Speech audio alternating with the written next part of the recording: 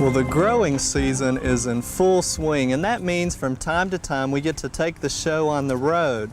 And today we're in North Tulsa at Cox Gardens, and we're visiting with Mr. Cleo Cox, owner and operator of Cox Gardens. And Cleo, thanks for having us come to town here. Now, when we drove in, I was astonished at the number of daylilies and colors that we see here. And you tell me you have over 100,000 clumps of daylilies. That's true. My goodness, what do you do with your gardens here and the daylilies, Cleo? Well, I have a hybridizing program where I am trying to develop rebloomers of different colors and that will not only be beautiful but will repeat over and over after the initial bloom. Because traditionally daylilies only bloom in a day, right? Is that why they have their name? Tell us about the habit of a traditional bloom then. Well, the daylilies come in all different sizes, and usually they bloom about the time it gets good daylight, or maybe an hour later. Mm-hmm. But there are some that start blooming early in the evening and stay open nights. Okay, and those you refer to as nocturnals. Nocturnals. Okay, and we've got a couple of yellow ones you pointed out throughout the garden too. So they'll start blooming in the evening and go through the night, sometimes into the next day, I guess, right. too. Now you also tell me that you have some miniature types. What makes a miniature daylily? Well, they are just genetically smaller. This year, though, they are a little taller than normal, but the flowers are about the same. Okay. And when you say taller, you mean the flower spike is elongated more, and why would that be then, Cleo? The excessive moisture and also reaching for light. Because of all the cloud and cool spring weather we've had. Okay. Now, you mentioned genetics. There's actually some differences between some of these daylilies that has an impact on how you cross us, and you've got them divided up in planting areas. Tell us about that. Well, the standard daylily has 22 chromosomes, but through the use of chemicals several generations ago, and most of them, they have converted some of the more beautiful ones to tetraploids, which have 44 chromosomes. Okay, and you're not able to cross the two different ones, right? You could cross, but it would end up in a mule. It would be a flower that would never reproduce itself. Okay. Now, you're wholesale and retail, Cleo, but one of the things that I've noticed too with all your different ones, you've got some planted in shade, and that's a little unusual in many cases, but the darker color, you tell me there's a reason for that. Yes. The hot sun causes some of the dark reds and purples to slick over. Okay, which fade out a little bit, yes. And with like afternoon shade, you still get the bright color and not yes. as much fading. Okay. Now, what about just general growing conditions? What do you recommend for the homeowner to use? Just any good garden soil will produce beautiful daylilies, but they will respond to a rich organic soil.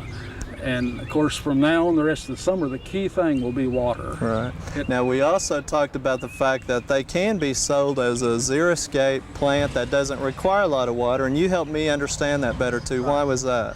They have little storage organs where they will store moisture so that they don't go under stress in extremely hot weather. Well, Cleo, the other thing, in addition to the just hundreds and hundreds of cultivars or varieties that you have here, I noticed you also branch out a little bit into some other perennials. Now, I found some things that were for shade gardens. Tell us about a couple of things you pointed out to me in a shade garden in addition to daylilies. Probably the thing that most people find here that I have more of is ferns, but also have lots of bleeding hearts. Okay. And hardy begonia, right? Hardy begonias. And what's so unique about it?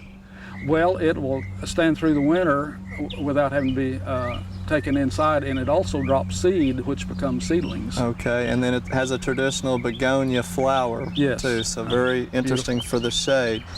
Now, another plant that caught my attention were some cannas that were variegated. Tell me about the story on those. Well, I ordered my first little canna bulb about 20 years ago, and was very disappointed because it was so small.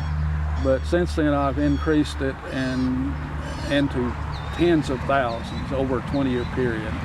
And the great thing about it, the foliage is beautiful enough to put in floral arrangements, and the flower itself is beautiful, but before the flower blooms out, it can be substituted in floral arrangements for bird of paradise. Okay. And the flower is actually a yellowish color with some silver markings, A you told silver me. stripe. And it's hardy too, is Very that right? hardy. Okay, now the other things that are very unusual that I found were a couple of other things that bloom in yellow flowers. One is a hibiscus and one is a dianthus. How about those two? They are both new. The hibiscus, this is the first time I've seen it in the catalog, and since I'm always looking for newer plants, well, I tried it, and it's blooming from seed. Okay, and it looks almost like a tropical type, but it's hardy. And then what about the dianthus? Yes, it also blooms the second year from seed. Okay, so it's hardy as well with a true yellow flower, which is very unusual for dianthus. And then in the back 40, as you called it, you have just hundreds and hundreds of irises. Now we've missed the iris bloom, but you still have a few late ones that are called Louisiana. Tell us about those. Well, the Louisiana is second to Daylily as far as being a plant that thrives on neglect, you might say. They will grow either in raised beds or they will grow in a swamp, as you see back behind. And the fact that this was a very wet year seemed to work out in their favor. And probably just spectacular color. And even the ones that are left are still very colorful and bright. Yes. Well, Cleo, I tell you, we have really enjoyed visiting with you. You've got some new things, some unusual ones. Now, I asked you this earlier, and I'm going to ask you again to see if you've changed your mind. What is your favorite daylily? No, it's still the one that I happen to be looking at. Okay. I thought we might catch you off guard there, and I can understand why. There's so many to look at. Well, Cleo, thank you very much. And I tell you, if you are interested in daylilies, this is one of the places you want to put on your visits this summer, and it's Cox Garden in North Tulsa. Thanks again, Cleo. Thank you.